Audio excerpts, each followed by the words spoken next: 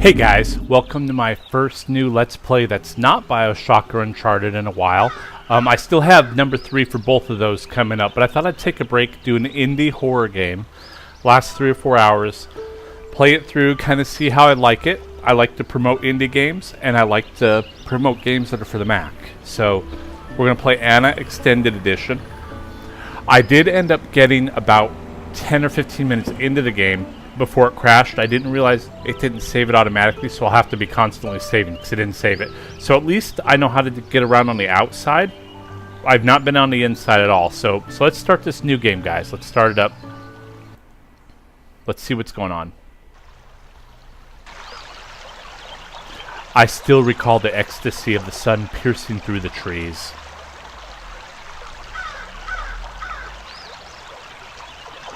While our hours passed along with the chanting of the wind blowing across the mountains. I hoped that I'd forgotten you forever and ever.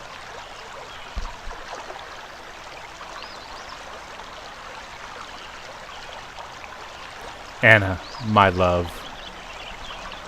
Kind of creepy looking picture though, guys. Kind of a creepy looking picture. Okay. So, this is the house that keeps appearing in my nightmares. No doubt about it. I could count every single crevice. How did I end up here anyways? I feel as if I walked here in a trance. But now I'm past the gates. I must figure out why I keep dreaming about her. I'm in dire need of answers. Okay, so what I'm going to do, guys, is I kind of figured out the system, though, so this lock should be good for you, I guess. First, let's read you some of the journal background. That'll give you an idea of the story behind it. I think it's probably an important thing to have, even though it's a touch creepy, and it makes me kind of cringe at what the ending's going to be like, but I don't think it's as bad as it sounds, I hope. So to go to the journal, just go down, not notebook. Yeah, I guess it is notebook. So I'll just read this to you guys, and it'll take a few minutes. How did I end up here? This is the sawmill I keep seeing in my dreams, but I don't understand. Am I awake or still asleep? In my dreams, I'm always outside the fence, but not this time. I want to find out what's hidden here. I somehow feel that in that house, I will find the answers to all my questions. And maybe her, too. I can't sleep. I've got a splitting headache. I'm writing just so I can survive through the discomfort. Anesthetics have been useless so far. The few moments of relief are always followed by sharp stabs of agony. While in bed, I roll my head trying to find a position that might stop or mitigate the pain, yet it's all been hopeless. When will I close my eyes? It sounds like I hear the noise of foliage caressed by the wind, as if they were composing a symphony using my sore bones. It looks like I can see images from that scene, the sky and the mountains. Oddly enough, my vision is blurred. But despite the fact that I don't recognize the place, I have the feeling I've already been there. This migraine must be playing tricks on me. I despise the mountains, and I would never wish to go there. The few times I've gone to the mountains, I didn't stay more than a single day, never ventured into the woods, nor gone on the hiking trails. I must rest my head upon a pillow. I'm feeling faint from the pain. Today's lesson shocked them. When I told them how it was common for a knight in the Middle Ages to rape poor country women, they would happen to meet walking along the streets. Some of them stared at me. The girls in particular seemed aghast and disturbed, as if I were telling them a fictitious story. Nevertheless, there is many an old song, usually not to be found in anthology schoolbooks, extolling this practice and even glorifying rape as a privilege of knighthood towards women of subordinate classes. In some nation, knights would romantically kneel before damsels and unleash themselves upon young shepherdesses. 'Twas worse still when I told them that in some alpine communities rape was even a means to marriage. Beyond any formality, the raped woman was bound to become the bride of her abuser. Life wasn't easy back then, and there wasn't much time for courtship. Such behavior may seem revolting nowadays, viewing it from a modern perspective, yet what even more terrifying is how human beings have forgotten the memory of those perpetrated horrors, and how they tend to willingly ignore them when put before their very eyes. Really uncomfortable with this subject. I think I'll still try it, maybe they're just a little heavy-handed in the beginning, but part of me really hopes I don't regret this. Struggling with feelings of disgust caused by the topic said lesson I taught yesterday, some students have even given me the title of Professor Pervert. If that bloody headache hadn't returned, I'd have even laughed at such a stupid and unimaginative nickname. Today, something peculiar happened while I was searching for some stuff, just some souvenirs, I guess. Amid a mess of old cardboard boxes in the cellar, I noticed an unfamiliar box half buried among the others. I often go down to the basement, but I had never noticed this one before. I didn't even recognize it, therefore I immediately decided to find out what was inside. Reaching it wasn't an easy task. I had to move a couple of big boxes full of ethnic junk to clear my way through. Why do I keep all this garbage? Still uncomfortable with the subject matter, but eventually I managed to take it out of that heap. I found some photos inside. They had been placed in a makeshift envelope made out of sheets of manila paper tied with twine. A note rested on the package, which had turned completely yellow, and on the note was written, Dias Valley. Those photos can't be mine. I've never been to that place. In truth, I've never been to Aosta Valley region at all. I don't know why, but discovering those photos filled me with unease. I brought them home, but I haven't found the courage to look at them yet.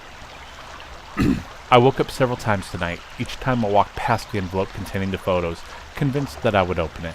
I always refrain from doing so. The headaches have returned stronger than ever, and those visions of trees. In the moments of most intense pain, I believe I even heard a voice, or was it perhaps whistling? I can't sleep anymore. Why haven't I found the courage to look at those photos?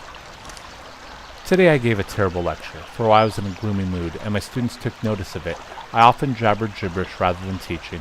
I became aware of it, but I wasn't able to get a firm grip on myself. My thoughts were jumbled in my mouth. I don't know why, but I can't stop thinking about those photographs.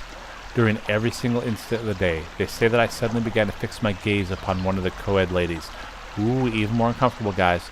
Marco, my assistant, told me that I stood frozen like that for an entire minute in complete silence. Then he said that I had an absent stare. What does that mean? Luckily, I pulled myself together and continued talking, as if nothing had happened.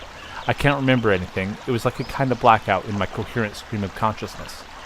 The Mother Goddess. I gave a lecture on this particular topic today when I introduced the concept of Vesica Pisces. They all burst into laughter. One immediately pointed out that it looked like a vagina. I complimented his observation, explained that he wasn't wrong, and in fact it symbolized maternity in general, and that each one of us originates from that. I also explained that in the Middle Ages, Vesica Pisces also called Mandorla, was used for the god. Again, they burst out laughing. They still don't fully realize that attempts to removing sexuality from culture is quite recent scourge. Then I told them about the trapezoid, the 3 interlocked spirals, and the 3 crescent moons, and other symbols. Wow, biohazard symbol.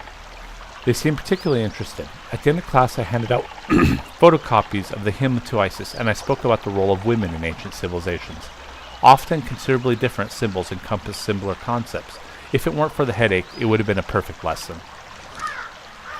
The hymn to Isis. Because I am the first and the last, I am the venerated and the despised one. I am the prostitute and the saint. I am the bride and the virgin. I am the mother and the daughter. I am my mother's arms. I am the sterile one, yet my children are numerous. I am the married woman and the unmarried one. I am she who gives birth and she who has never given birth. I am the consolation for the pains of childbirth. I am the bride and the groom, and it was my man who nurtured my fertility. I am my father's mother, I am my husband's sister, and he is my rejected son. Respect me always, as I am the scandalous and the magnificent one. I wonder if that's a real hymn. The photos, goddammit, I can't look at them. I simply collapsed. I couldn't even enter the classroom. I found myself lying on the ground, my head between my hands, with a swarm of students surrounding me and asking whether I was feeling well. The voices became noise and did nothing. I woke up at the hospital, and according to the medical staff, it wasn't a heart attack, nor a stroke, nor a nervous breakdown. It was as if I had switched myself off, but without going into a coma. I've been admitted for 3 days, but all the tests have led nowhere. Ultimately, the doctors merely recommend that I rest a bit, prescribed me a more substantial diet than the one I had been following. The provost agreed with that, and granted me 5 weeks off instead of the 2 recommended by my physician. Just in time for the closure of the academic year, my assistants will handle the examinations. The trees, an old crone who talks with wolves, then the woods, the wind, 2 peaks, a creek, and a building that looks like it was wedged in an emotionless world as ancient as Earth itself. The sun wraps around everything, the clouds are walking across the valley, and the silence of time slips by in the immensity which I abandon myself. Everything fades away as the morning approaches. I'm dominated by an inkling of vagueness. I feel my body is growing heavy like a boulder. I didn't get any benefit from 3 days of absolute rest. and the photos are still wrapped up on the table. Marco visited me today. He reported on things are going back at the university. Sitting at a small table, I made a pretense of observing him and paying attention to what he was saying. I asked him if he wanted some coffee, and he nodded and told me he would help himself. You could rest, he said. You should rest, he said, raising a smile and smirking. I told you numerous times not to address me in such a polite way, I replied, letting him do so. A few minutes later, he returned from the kitchen, carrying a little tray with 2 coffee cups. He's so clumsy. He stumbled, spilling the streaming hot coffee on the package with the photos inside. Everything happened as quick as a flash. Regaining his balance and realizing what he had just done, he opened the envelope to remove the stained pages. Allowing the liquid to pass through it, without uttering a word, he handed me the photographs while he cleaned. As soon as I held them in my hands, I felt shivers run through my whole body, and that uneasy feeling that hasn't abandoned me during the past weeks turned into horror. The first image showed 2 mountains. With a choked voice, I whispered, Castor and Pollux. Amazed that I recognized them, I began to browse through the photos. After cleaning the mess, Marco came closer to gaze at those old photos with me. Why are some of them been torn, he asked. No clue, I replied, in a huff. For no reason. I can't even recall having been in those places.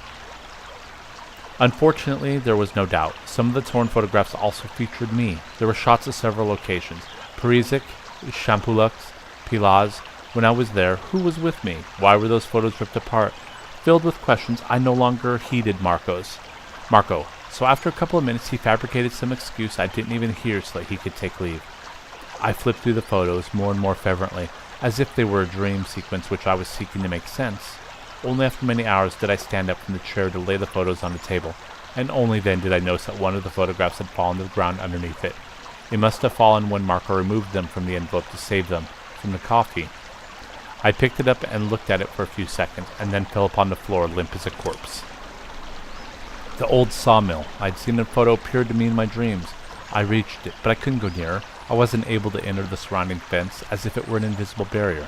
When I saw her, I was caught in a trance.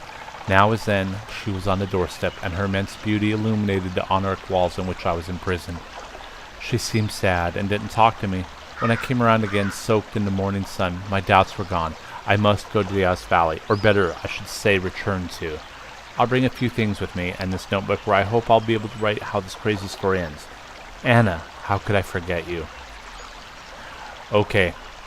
Way creepy, guys. Way creepy. Let me save it before we go any farther. Okay. So, a little creepy, a little rape-tastic. I'm a little worried. The good thing is I know what I'm doing in this section, so this took me a wholly longer time than I ever thought it should. A pile of rocks. Assorted rocks are scattered across the grounds. The controls are a little awkward, so I apologize. Oh, a brook. The water is pristine and inviting. Gazing at the crystal clear surface almost makes you thirsty. Almost. But you know what I'm going to do? I'm going to fill my canteen up. Because you know what? You never know when you're going to need a canteen. The flask is full. Alright, so let's go over here. There's another pile of rocks. There's some flowers around this pile of rocks. Someone must have stacked them like this on purpose. Okay, so there's a flat pebble, and so what you got to do with this is it's like amnesia. You got to kind of drag stuff off and throw it off like that. That took me forever to find. So, dirty object. I picked up a dirty object. Oh, I think I can pick up flowers too. Oh, maple leaves. I'll pick up a maple leaf too. So, what took me forever and I had never even considered was I need to wash off this dirty object. This seriously took me so long that it was sad. So maybe it was better that you guys didn't have to watch it. I cleaned it with water. So when you go back to it, it's some piece of gear. How could it have wound up under those rocks? Well, somebody put them there, obviously. Alright, so there's nothing else around here except for forestry areas and a stick. Let's pick up the stick. Got a wooden branch. We go on back here. There's also a pebble. And if I know directly how to do this, once again, it's because I got stuck here for quite a while before it crashed on me. Alright, so we're going to come back to this little under thing here. There's nothing else really out around here except more pebbles. But we do have a little glass thing up here. Oh, see, because it won't let me in. It won't budge. Thank you. Eye-shaped notch. A magnificent carving, despite its simplicity. The etching was masterfully crafted. There's something inside. Alright, so let me out. Thank you. Let's go to the inventory. We'll pull ourselves out of rock. And we will break the eye-shaped notch, because we are awesome guys. And inside is a gear piece.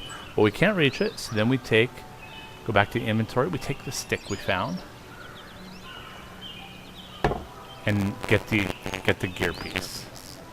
So that's one. Oh, so if you go over here. Oh, and I can show you the two other doors are one way going out the other way. Maybe it's possible to open from the inside. So we're gonna go down here, crouch. It's a little string. It's tying up the doors. It shouldn't be that hard to cut it. So that's the cool thing about having a pocket knife, guys, or a hunting knife, not a pocket knife. Done. I cut the rope. I'll bring it with me. So this took me forever to figure out as well. It's just like Amnesia. We gotta yank it open. Now it was kind of annoying. And then you see a cracked wall. No way, I can't make it with my bare hands. I wonder what language this was originally written in, because obviously the translation's a little off on some things. So this also took me forever. You have to use a branch to break though. I just never would have considered a branch myself. Okay, so dark corner. I can't see anything. I need to find a light. And then we look at the dry branch, a dry wooden branch. This looks pretty sturdy. Once again, this time you take out your lighter, your handy little lighter, and you light it. What now? Oh, so now we go to the inventory. Let's see, if you go to the mechanism, this is a rather strange mechanism. It seems to be missing some parts. And that's what I have right now. I have all the parts with me. So, to get the parts to work, you pick up a gear piece, put it on top of another gear piece. I think. Something like that. Maybe that's the wrong piece. Maybe I gotta pick up this piece. Put it on that piece. There we go. They fit perfectly together. But, with the other parts I got me confused. But I need something to hook them up. So, what I got confused again was the string needs to wrap around the broken gear. The gear has been fixed. Okay, I really wouldn't trust a gear that's wrapped with string. Not thinking it would hold well, but hey, you know. So we'll go to the mechanism. It's rather strange. Okay, missing some parts. So now we go back to the inventory. We pull out that piece of gear. I put it in the mechanism. There we go. Now, oh, I jumped ahead of myself. The one thing I should have shown you is you can press this boulder and it'll push in, but it wouldn't let me do anything. It kept saying broken boulder, but now, dum-dum. This is as far as I got, guys. So I'm not sure what's on past this, but this is where I got so far. I checked my journal because I don't want to have to read 5 million pages the next time, so I just double check. Just double check, and they also added to the front, which I mean makes it easier to when you're in there. So the new thing is weird rock mounds and mechanisms on the wall. Now I'm sure this house has its secrets to conceal. It's no longer just a simple inkling. Okay. Alright guys, let us go in here. Let's see how this is going to go.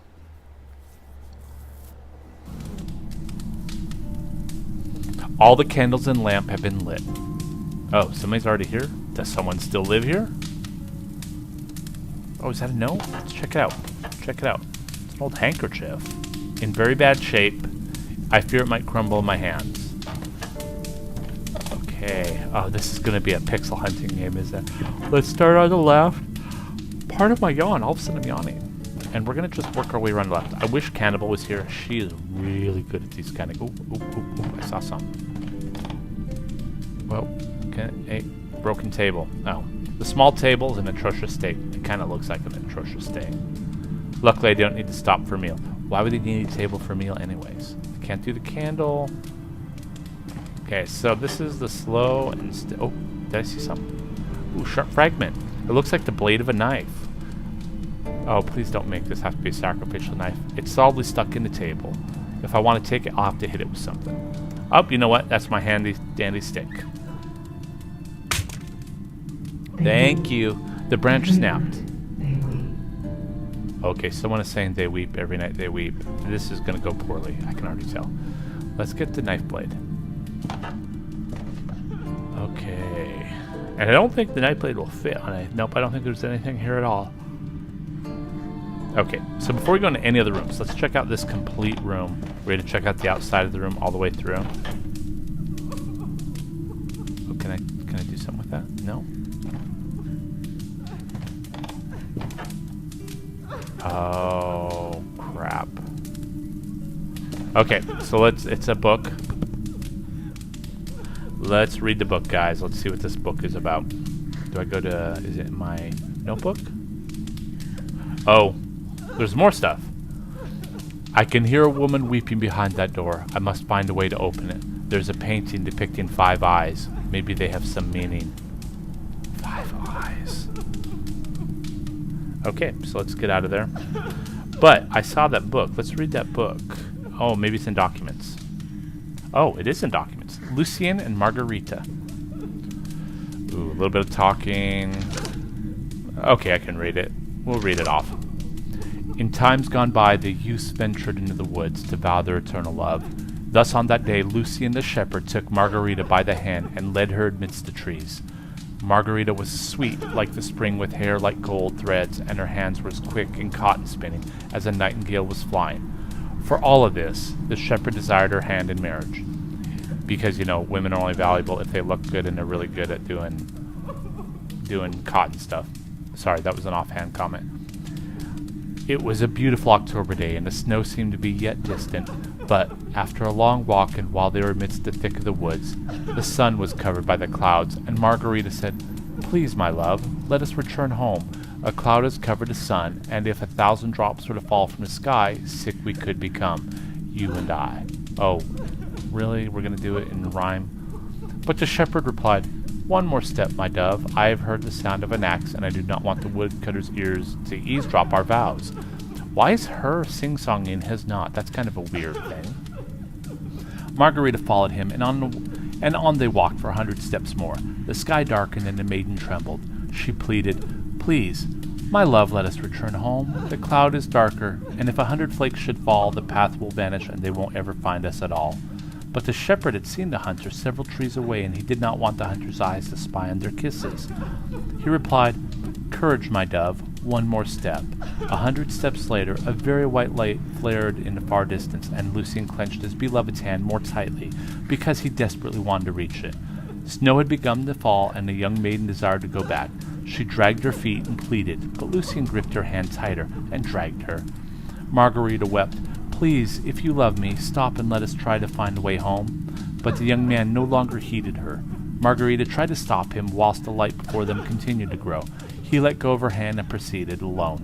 Margarita fell upon the ground while he disappeared into the storm. Thus she gathered all her courage, took her skirt in her hand, and rushed to stop him, because she truly loved him and did not want any harm to befall him. But Lucien, feeling his hands being pulled back, turned around, with a face which no longer seemed to be his own, and screamed, "Begone, you jealous harpy, why do you linger still? She is calling me with a voice that nary 1,000 nightingales can match, and here you are cawing like a choked crow. Begone," and saying this, he turned away from her. But Margarita did not relent and grabbed him by his pants.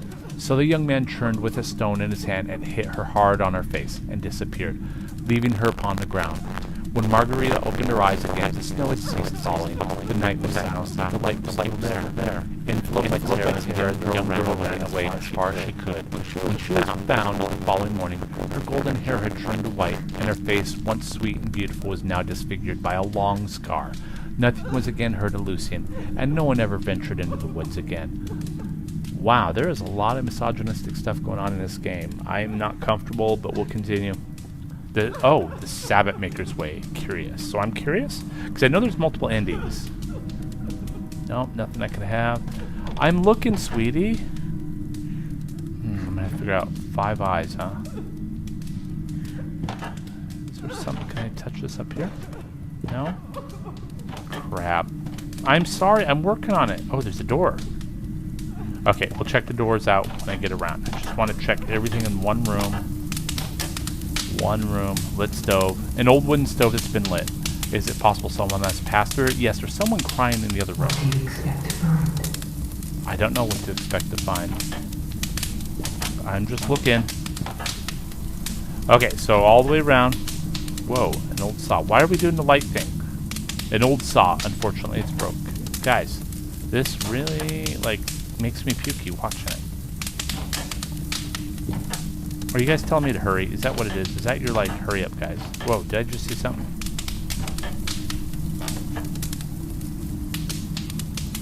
I swear, I just saw... Whoa.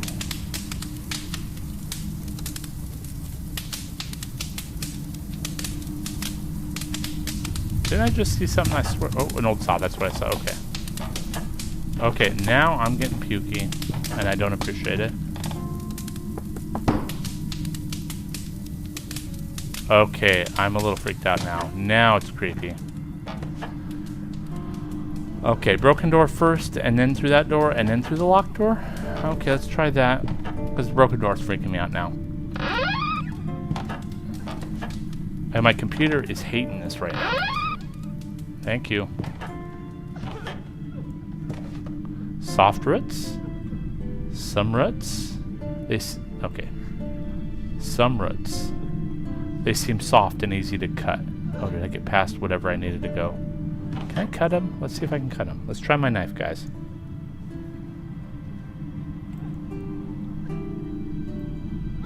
This puny knife is not going to be enough to cut those, to butt those branches. Okay, really, I need something up to the job.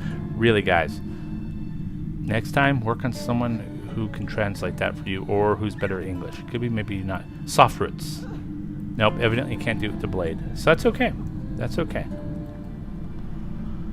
What do we got going on here? Let's wheel this puppy up. Oh, so the train goes up and down. Okay. No idea what that does. Can I see into it? No. Candles. This is going to be... Ooh, puddle. Hey guys, this is me after the fact, and I just want to state that the computer has crashed at this point. They have a lot of Mac issues with this, so I'll just end the Let's Play here. We'll start it up next time. I'll talk to you guys later. Take care.